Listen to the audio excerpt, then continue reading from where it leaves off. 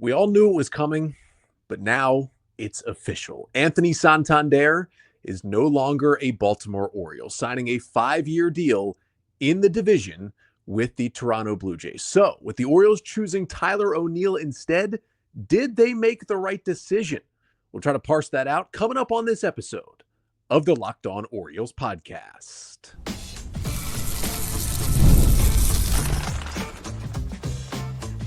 You are Locked On Orioles, your daily Baltimore Orioles podcast.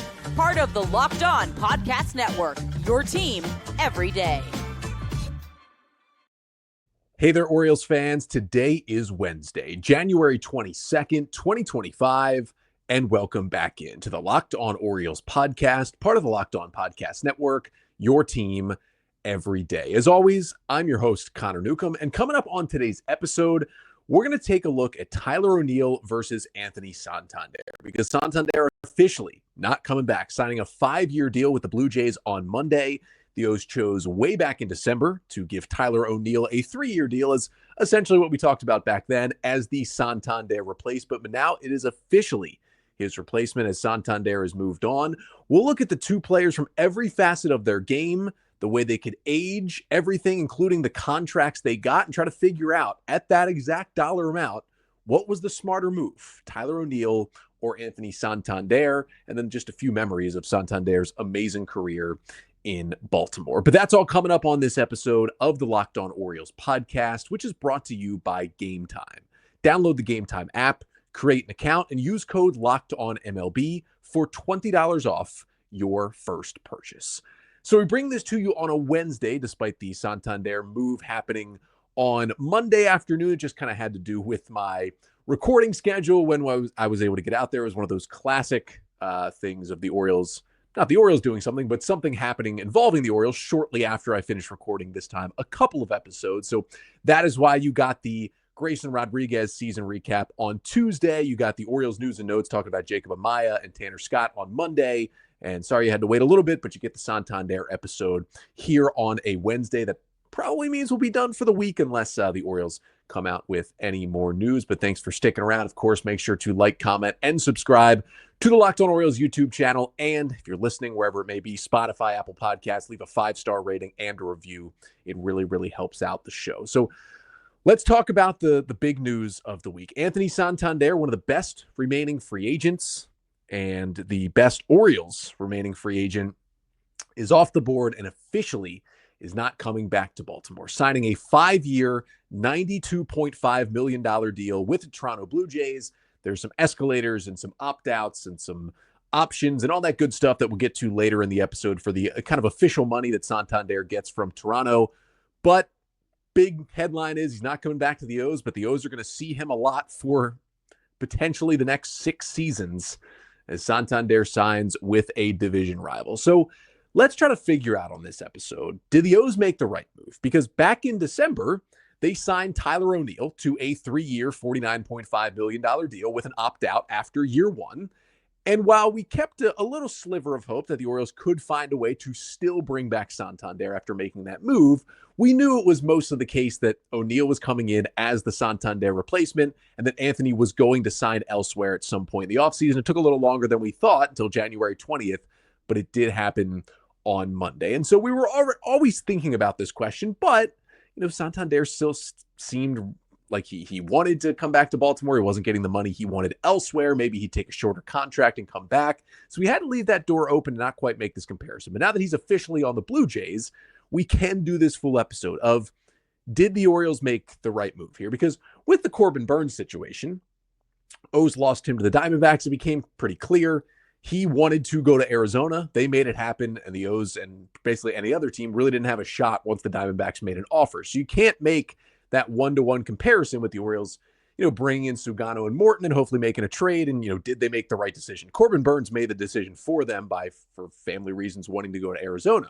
With Santander, it was different. I mean, there were indications he wanted to come back to Baltimore, and the Orioles could have brought him back in right field, but instead chose Tyler O'Neill. So did they make the right call? Let's start with offense, because when you're looking at Santander and O'Neill, that's the first thing you're going to see with these two players, how they produce offensively. In terms of the track record, Anthony Santander gets the edge over O'Neill as offensive players. O'Neill had a slightly better 2024 if you're looking at kind of the per game stats. He had a 131 WRC plus. He hit 241, 336, 511. He slugged 31 home runs. He had an 11% walk rate.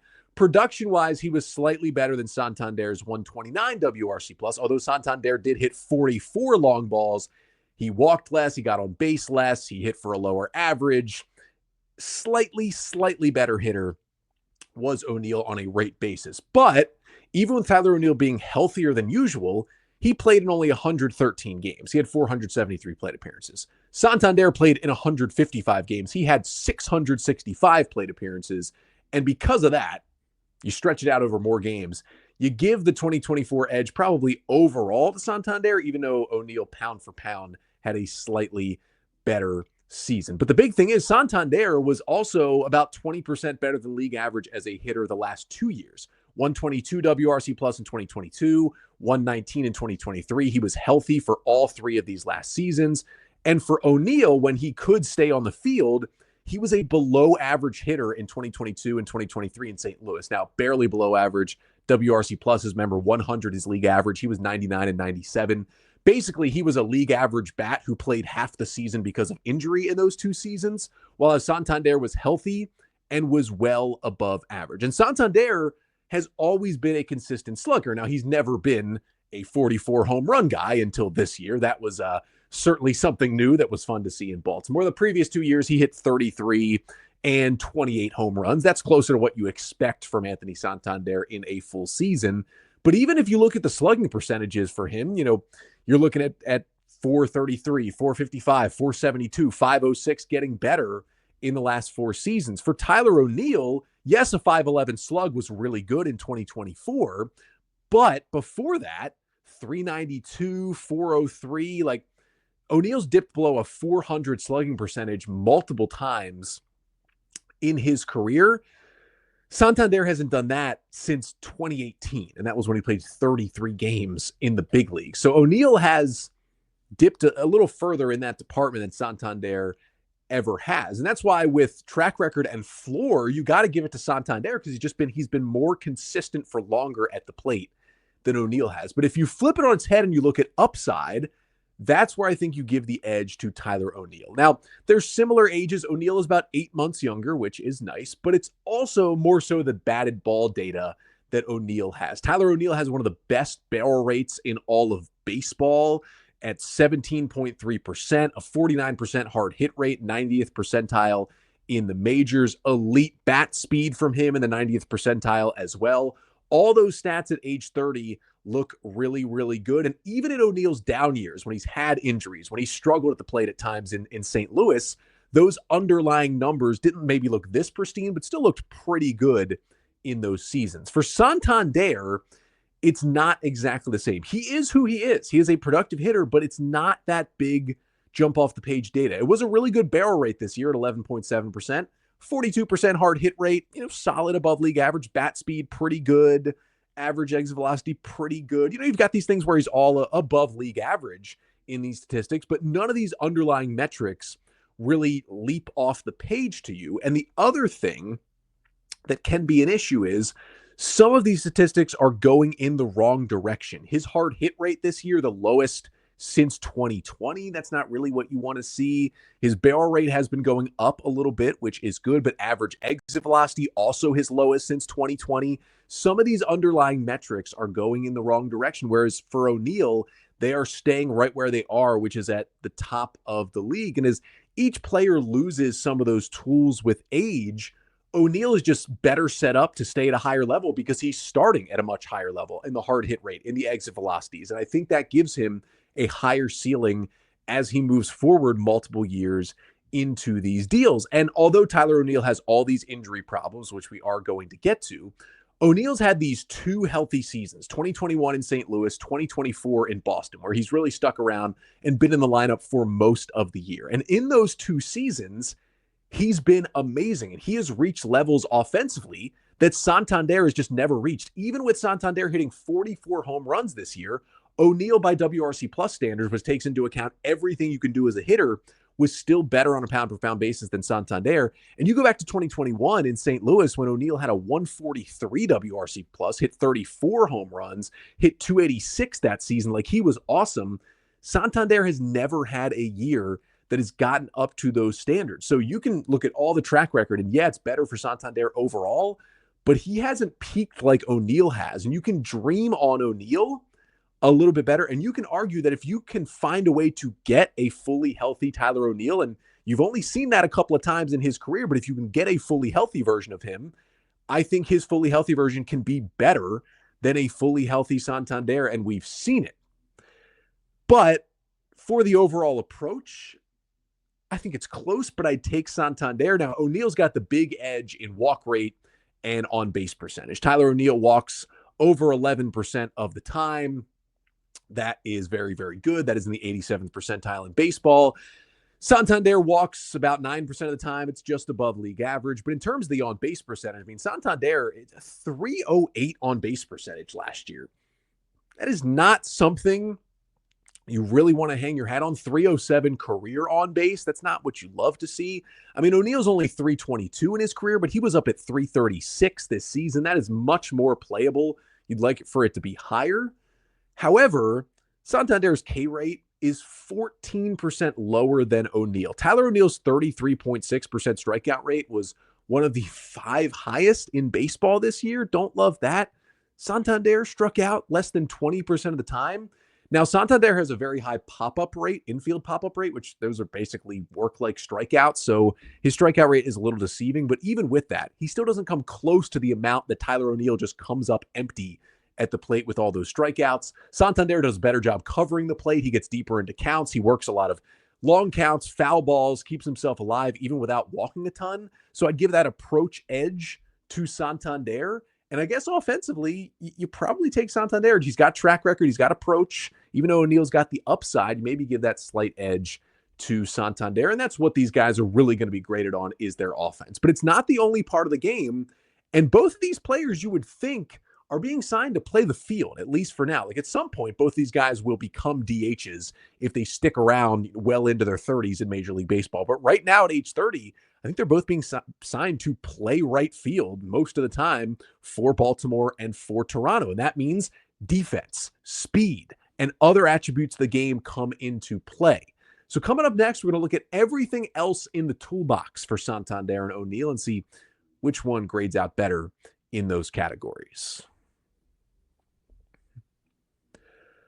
But first, this episode of the Locked On Orioles podcast is brought to you by SelectQuote.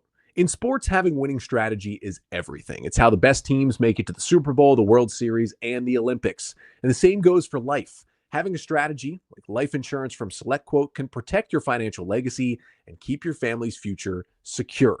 SelectQuote makes it easy to find the perfect life insurance policy. As one of America's leading insurance brokers with nearly 40 years of experience, they've helped over 2 million customers find $700 billion in coverage since 1985. What sets SelectQuote apart is their personal touch.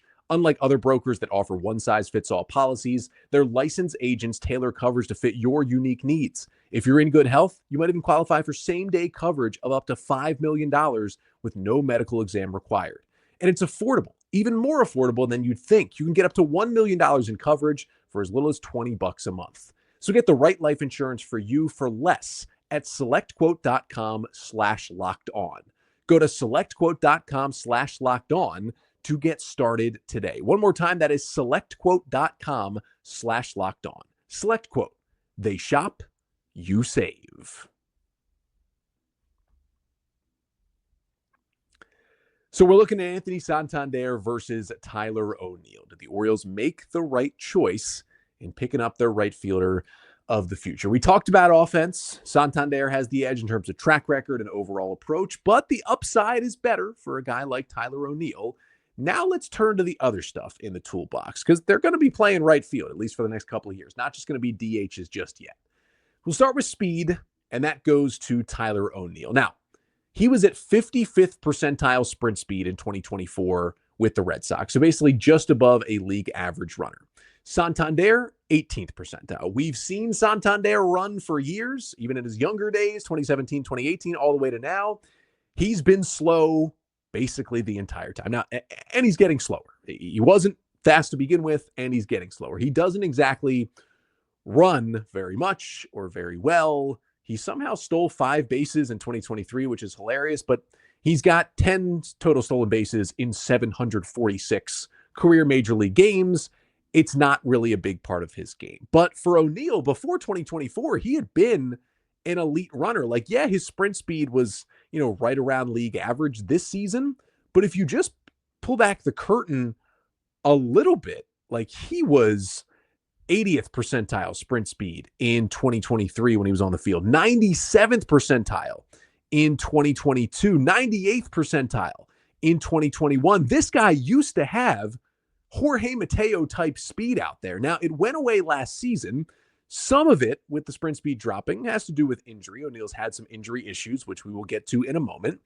But he also may be powering it down a little bit to avoid injury, similar to some of the stuff you see with Giancarlo Stanton. Now, O'Neill obviously much, much faster than Giancarlo Stanton. Pretty much anyone who is on the baseball field is at this point. But Stanton, even though he's slow to begin with, he doesn't run as hard because he's had so many lower body injuries that have come from running hard that he's kind of powered it down a bit. And O'Neill, not totally built like Stanton, but is very muscular in the same Giancarlo Stanton mold, might be feeling like, hey, because of that, I've had all of these lower body injuries. Maybe I do need to power it down a little bit. And that's why his sprint speed has really tanked, especially last year. Now, tanking is relative. He's still above league average, but he used to be one of the top 10 fastest runners in baseball just a couple of years ago. Now, he stole 14 or more bases in 2021 and 2022, and then stole 5 in 23 and 4 last year with the Red Sox. So he might be avoiding running, even though it's easier to steal bases now, again, to avoid injury, something that's hurt him throughout his career. But maybe now that he's gotten somewhat of a contract after becoming a free agent, he can try it out on the base pass again if he's feeling healthy. Even with him powering it down a little bit, it's hard to be slower than Santander, and that definitely goes to Tyler O'Neill. In terms of defense, you got to give it to Tyler O'Neill as well. Now, again, he is also trending kind of in the wrong direction in that stance, and maybe that's because of injury and trying not to get injured. And he had a -4 outs above average in 2024 in the outfield for the Red Sox. That was his first season of his career where he was graded out as a below average defender by outs above average, but previously was really, really good. Won the Gold Glove in 2020 and 2021 in the outfield with St. Louis. Like, he was a speedy defensive outfield who could still hit the ball out of the ballpark. And you look at those outs above average numbers, like they were still pretty good. He was about league average in 2023. He was above average in 22. And then he had those really good seasons the 2 years before out there patrolling the outfield. He's even got experience playing center field. I mean, he played a little center field in 2023. Santander hasn't played that position since 2019. And Santander was a Gold Glove finalist in 2020 in a shortened year where he even got injured and only played half the year. That's the only year he's graded out well defensively. Now, he seems to be better out there, Santander does, than the numbers would indicate. He was a -2 outs above average this year. He gets to the balls he needs to get to, is what I generally tend to say about Santander. But he's below average out there. Again, O'Neill's just got a better ceiling and a better history, and he runs better. I would take O'Neill defensively over Santander. But here is where things flip in these categories when you move to injury history. Santander was even considered earlier in his career an injury-prone player. But after seeing what he's been able to do the past 3 seasons after remaking his body, it is Anthony Santander all the way over Tyler O'Neill when it comes to injury history. Santander did have, kind of a forearm issue in 2017. He had all those shoulder issues in Cleveland's system before the Orioles took him in the Rule 5 draft. That was kind of the reason the Orioles were able to get Santander in the 2016 Rule 5 drafts, because he had shoulder issues. Missed some time with an oblique strain in 2020, had an ankle sprain and a knee sprain in 2021 that caused him to miss some time. That year, he only played in 110 games. But after that, he kind of revamped his process of taking care of his body, especially in the off seasons. And he has not been on the injury list, Anthony Santander, since 2021. He has played in at least 152 games in each of the last 3 seasons. And those games he's gotten fully off, like, for example, last year he played 155 games.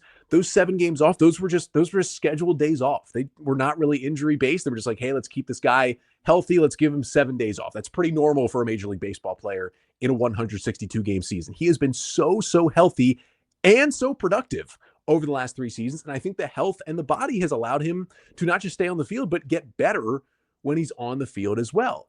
It is the complete opposite for Tyler O'Neill, who debuted with the Cardinals in 2018 and has never played more than 138 games in a single season. And last year, when he played 113 games with the Red Sox, that was the second most he had ever played in a season, is 113. For a guy that's been in the big leagues since 2018, that's concerning. That's really the big concern with O'Neill, is the injuries. Started in 2019, missed 2 months with a right elbow ulnar nerve subluxation. Whatever in the world that is, it doesn't sound good. And then he also missed a month with a left wrist sprain. Now, he stayed healthy somehow in 2020. Now, it was a shortened season. 2021 was his healthy, dominant season when he played 138 games, still missed 2 weeks with a groin strain, still missed 2 weeks with a broken finger. 2022, out 2 weeks with a right shoulder impingement, then missed almost 2 months with a left hamstring strain. 2023, his final year with the Cardinals, missed 2.5 months with a lower back sprain, then also missed 2 separate weeks with a right foot sprain. And then 2024 with the Red Sox, again, his second healthiest year, he had 3 separate IL trips. Missed a week with a concussion in April, missed a week from May to June with right knee inflammation, and he missed 2 weeks in August with a left leg infection. Now, these were kind of odder injuries. Now, he was on the IL for 28 games. The Red Sox also sat him for 21 games, so it wasn't all injury-based with him only playing 113. He was struggling at one point where they started to platoon him a little bit more. But overall, I mean, it's night and day when you look at the injury history. If you want to count on someone staying healthier moving forward, it is Santander all the way. Despite O'Neill having a better body, better speed, better defense, Santander has just stayed on the field more for the Orioles. So we got kind of all the statistics, all the attributes played out. Some go to Santander, some go to O'Neill. The biggest question, though, is this is really the million-dollar thing, is who fits better with the Orioles, not just on the field, but also financially in terms of their contracts and what they can do to specifically help this lineup. We'll talk about that and make a final decision to finish off the show coming up next. But first, this episode of the Locked On Orioles podcast is also brought to you by Game Time. I love going to live events, whether it's sports, music, theater, or comedy. Some of my favorite memories from 2024, attending Orioles games. The energy and excitement, unforgettable. I got some of those seats and tickets at Game Time. And now, Game Time has made it even easier to get tickets for your favorite events with their new feature, Game Time Picks. This feature filters out the fluff to show you only incredible deals on great seats, so you don't have to waste time searching through thousands of tickets. Recently, I was looking for tickets to potentially an upcoming Capitals game. They've been so good this year. I'm thinking about going down to DC and seeing a game, and I was using the Game Time app. And with Game Time Picks, I found amazing deals and could even see the view from my seat before buying. So take the guesswork out of buying tickets with Game Time. Download the Game Time app, create an account, and use code LOCKEDONMLB for $20 off your first purchase. Terms apply. Again, create an account and redeem code LOCKEDONMLB. That is LOCKEDONMLB for $20 off. Download Game Time today. What time is it? Game time.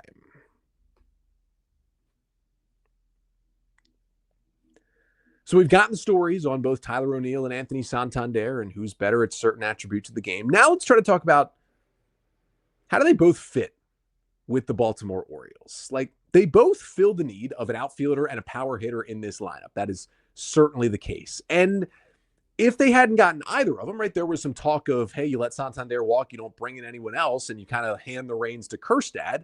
Maybe Heston Kjerstad will be that good one day, but I'm not sure a Cowser in left, Mullins in center, Kjerstad in right outfield all season makes you feel that great, because Cowser had a great year, but there were some worries. Mullins is on the downswing with questions, and Kjerstad certainly has not proven himself out there yet. So you're leaving yourself up to a lot of questions. But between the four, whether it was Santander or O'Neill, you should get at least 3 good, productive outfielders out of that group of 4, and you can mix and match them like you would like. Even with the defensive limitations, both O'Neill and Santander can play right field at Oriole Park and should be able to play either right or left at other ballparks as well, even though the defense isn't stellar, never really was for Santander, not what it used to be for O'Neill. They can still handle themselves out there. Now, we know the one big thing with Tyler O'Neill is that the Orioles needed to get better against left-handed pitching. And O'Neill is great for that. Tyler O'Neill had a 215 WRC plus against left-handed pitching in 2024. The only hitter in the major leagues who was better than Tyler O'Neill against lefties last year was a guy you may have heard of named Aaron Judge. He was the only one better than O'Neill against left-handed pitching. That is the addition the Orioles are making to this lineup. And now O'Neill's power from the right side against lefties works even better with the Orioles moving the left field wall back in some. Now, they're not moving it all the way in, but a right-handed power hitter who crushes lefties is going to do a lot better in 2025 than he would have in 2024 at Oriole Park with those left field wall adjustments. Now, Santander, he hits lefties, and he also gives you the versatility of a switch hitter. Like, Santander wasn't Tyler O'Neill, but he still had a 123 WRC plus against lefties when he was hitting from the right side.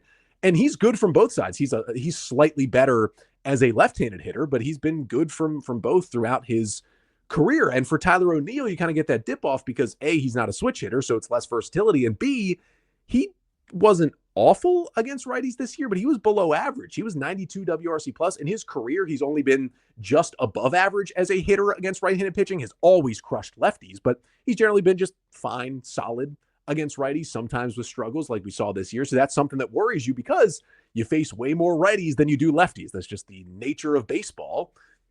You'd like a guy who you're paying to be your, not everyday right fielder, but most days right fielder, to be able to hit righties at a solid rate. Now, there's a chance O'Neill won't play every day versus right-handed pitchers or could get pinch hit for late in games. And you're never pinch hitting for Santander. You're never sitting Santander unless it's like a scheduled full day of rest. And that's the big difference between these two. So I would argue that Anthony Santander is better than O'Neill just for hitting in the middle of this Orioles lineup, because you can pencil him in to the number 3 or 4 spot basically every single day, which is what Brandon Hyde has done for like 3 years at this point with this Orioles lineup. And no, you're going to always get the matchup because he's a switch hitter who's good from both sides of the plate. He's going to hit for power, and he's always going to produce and stay healthy in that lineup.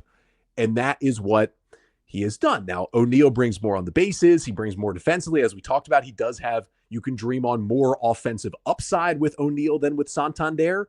But you know what you've gotten from Anthony the last 3 years, and it's been a lot of production, and O'Neill just hasn't been on the field enough to show it for that time. And I think when you pull it all together, it's pretty close. Like, who's going to fit better? Even though Tyler O'Neill got fewer years and lesser money, which means lower risk for guys entering their 30s, get power hitters who are already, losing some foot speed and defensive ability into their 30s. You probably feel a little better as a team if you have less years committed to a guy, if you can get him to produce in the years that he is here. So advantage O'Neill at that point. And the injury risk for O'Neill, I think, is the deciding factor maybe if you're making this decision. Like, the fact that Santander has been productive for this Orioles team for a long time, I think makes him a better fit even at the number he got. As I mentioned, 5 years, $92.5 million was the deal from the Blue Jays. Now, there's been a lot of reported and announced just complicated stuff with this contract. I'll run through it briefly here. That averages out to $18.5 million per year for 5 years. Tyler O'Neill got 3 years, $49.5 million. So he averages out to about $16.5 million per year. O'Neill can also opt out after the first year of the deal and hit free agency once again. Now, Santander's money is moved around everywhere, Dodger style. $13.5 million of it is a signing bonus. Santander can opt out after year 3. That's after 2027. But if he decides to do that, the Blue Jays can stop the opt-out by triggering a $15 million team option for 2030. So they can basically stop Santander from opting out by putting a 6th year onto the deal worth $15 million. That clause would also increase his salaries for the 2028 and 2029 seasons, the 4th and 5th years. More than $35 million in this deal is deferred. Shout out to the Dodgers there. And based on the opt-outs, up to $50 million can be deferred. And the deal is also front-loaded, which makes sense. I don't think we've seen full numbers, at least from recording here on Monday, what exactly is more money. But he's going to make more money in the first 3 years than he will in years 4, 5, and potentially 6 of the deal. But even at those numbers, even if the Orioles were offering that exact contract, and that's a lot of commitment to Anthony Santander, I just feel like he's still the better fit. Like, the Orioles went after O'Neill because A, they got him for a lower price, less years, way less money. And they thought Santander might really get, it was reported Santander was basically asking for 5 years, $100 million when the offseason started. He got 5 years, $92.5 million. So he got very close to it from the Blue Jays. And we had been hearing that the offers that Santander was getting throughout the offseason were not meeting that threshold. And the Blue Jays probably overspent. I can pretty much guarantee you they had the best offer by far for Santander, because we were hearing teams weren't willing to go that high, that many years, or that high dollar amount. And Santander was declining some deals from other teams, and it felt like he maybe wanted to come back to the Orioles. And there was that reported potentially 4-year, $80 million offer at one point from the Blue Jays that maybe he turned down and asked for more and got more from them. But the Orioles, I think, just thought, listen, we think someone's going to give Santander 5 and 100. They basically almost did with this deal. And the Orioles just weren't willing to give him that much money, or especially give him that many years. They were not ready to commit to Anthony Santander through his age 35 season when they think he's going to start deteriorating. And it's better to get a guy early than get to the point in January where you're still waiting it out and a few options are remaining.